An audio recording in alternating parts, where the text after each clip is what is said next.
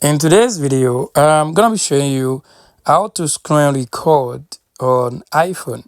To screen record on iPhone, it's very simple, and I'm gonna be showing you that in less than 60 seconds.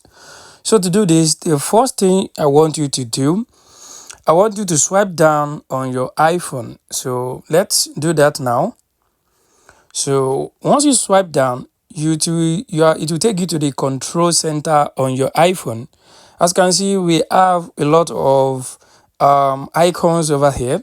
So what I want you to check is this rounded icon shape that is blinking red at the bottom. So this icon is the record button icon. So what do you want to do with this? Number one, you want to make sure the microphone is turned on this recording. So what I want to do, I want you to tap and hold on this icon. So once you tap and hold on this icon, it will pop up this page for you. As you can see, if you check down here, you are going to see a microphone icon.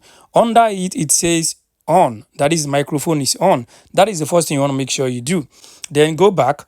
Then if you want to start recording, once you make sure that the microphone is turned on, you want to come back to this place. So what you want to do here, you want to tap on this icon. Once you tap on this icon, it will start recording your screen immediately.